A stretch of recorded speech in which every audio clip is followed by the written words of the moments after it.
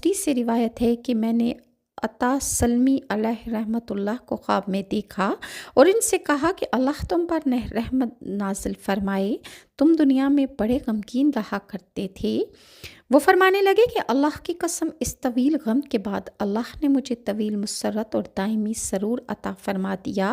मैंने पूछा कि आप किस दर्जे में हैं, तो उन्होंने फरमाया मैं अम्बिया, सिद्दीक, शुहदा और नेक हसरात के दर्जे में हूँ।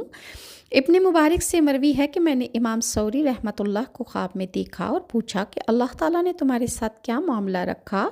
उन्होंने फरमाया कि मैंने रसूलुल्लाह से और उनकी जमात से मुलाकात कर ली है।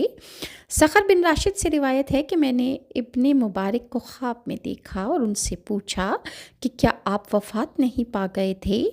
वो फरमाने लगे क्यों नहीं, मैं वफ़ात पा चुका हूँ। मैंने पूछा फिर अल्लाह ने आपके साथ क्या मामला फरमाया। उन्होंने कहा कि ऐसी मग़फ़रत अल्लाह ने मुझे अता फ़रमाई है कि जिससे कोई गुनाह बाकी नहीं रहा।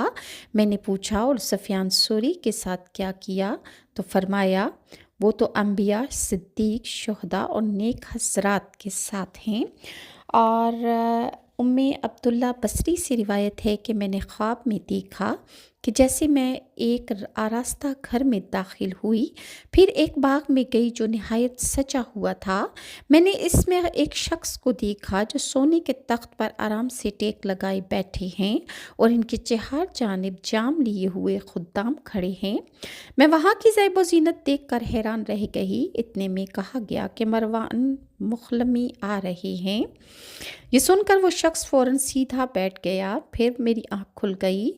मैंने देखा तो दरवाज़े के पास से मरवान का जनाजा गुज़र रहा था और सरी हदीसों से भी रूहों की आपस की मुलाकात और तारुफ़ का सबूत मिलता है।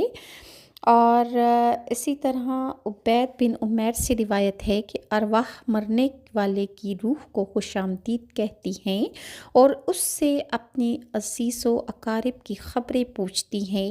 जैसे कोई परदेसी अपने असीसों के आने जाने वालों से उनकी ख़बरें और उनके हाल वाल दरियाफ़्त करता है कि फ़लाँ फ़लाँ का क्या हाल है। अगर आने वाली रूह कहती है कि वो फोत हो गया और उनके पास आया नहीं, तो अरवाह कहती हैं कि इसे इसकी माँ हाविया के पास पहुंचा दिया गया होगा।